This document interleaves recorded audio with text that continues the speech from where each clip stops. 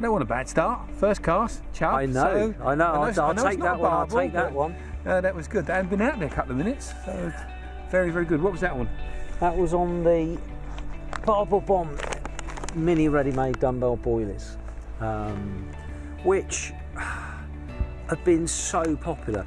It's trying to get something different, obviously, that the Barbel are going to home in onto and love the taste of. These are not just meat, you've got extra fish in these, and there's a mild spicy taste to it as well. Are these concentrated flavours that are in there? Very concentrated, right. Yeah.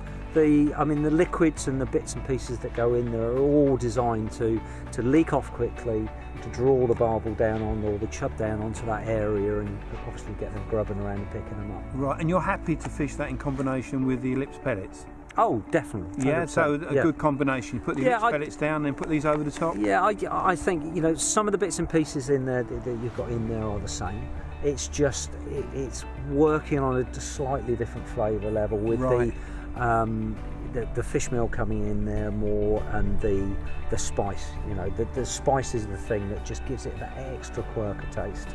Certainly seems to do the trick. That's within certainly put enough fish on the bank.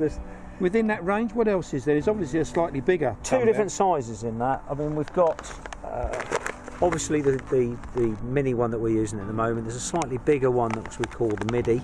So you've got, some people do like bigger hook baits, and, as you well know, some people like smaller ones. I personally like to double these ones up. I've got friends that double these ones and pace wrap them. Yeah, well, if you're using a bigger hook as well and heavier line, it's good to balance it out, isn't it? To get that nice combination of the size of the bait, the size of the hook, and the strength of the line. I think that's always good. And if you've got a bit of choice there, there's all that opportunity to fine tune your rigs, isn't it? So that's right. Good.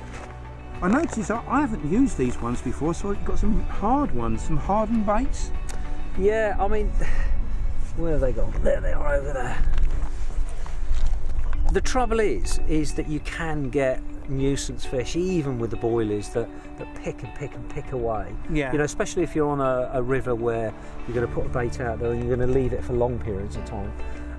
So what we've done, we've done exactly the same thing. We've air dried them out. We've put a couple of hardeners in there just to strengthen them up, and then the Barbel Bomb concentrate goes over the top, which just gets dragged in there.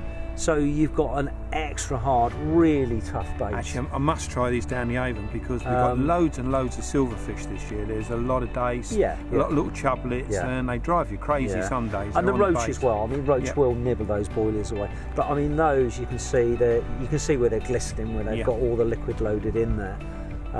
So lots of attraction coming off of them as well, but still easy to hair rig just with a normal needle. Yeah, you can still go straight through with an ordinary needle. Yeah. And we've got some pastes. The paste is a wonderful thing. It breaks down as soon as the water hits it. You've got that much quicker leakage out of the bait. It gives a type of ore area around the hook bait as well, I think, which does get noticed, and I think you get quicker takes with it. Really? It's nice and pliable. What about temperature related? How would this be in winter? Because that looks like something that would go down very, very in winter. Wrap around a boilie or wrap around a couple of pellets. The nice thing is you can use that straight as a paste on its own in winter. Yeah. Which I know a lot of lads tend to use now.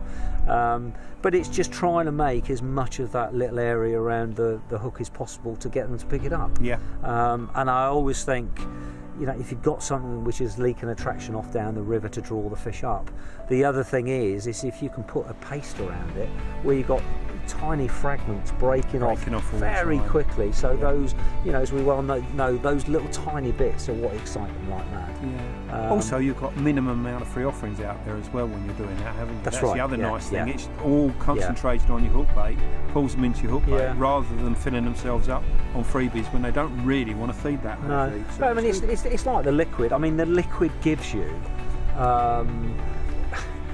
the sense that there's much more bait out there than there actually is. Yeah. Because of the concentration on it and the way it sort of drifts off down the river. I must admit, I like the liquid in combination with a PVA bag. I tie the bags up, put them in a box, and then give this a good old glunk over the top. Yeah. And that seems to pull the fish in, again, with minimum of free offerings out there. So that's a good little ruse, that. I like that. Good stuff.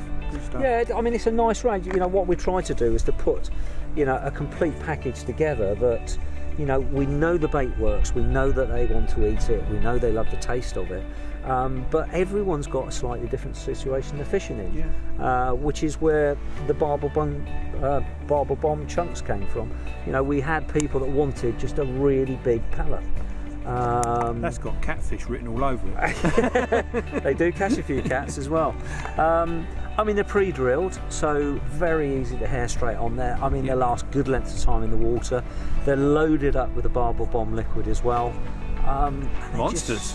Absolute monsters. Well, you know, compared to, you know, the ellipse pellets, that is a mouthful. Yeah, absolutely, absolutely. But chub and barbel are wonderful things, and they will devour that. I think the nice thing as well, you can probably put that on PVA string, can't you, as they're putting a few freebies out behind the hook bait, which is nice. Yeah, which, you know, has got quite a slow breakdown, so if you're in a situation where you want to put a rig in there and you just want to leave it and get the benefit, you know, without the small fish picking everything off, then that's an ideal way of doing it. Good, good. Well, it's hopefully we get a barbel, pick this one up out here.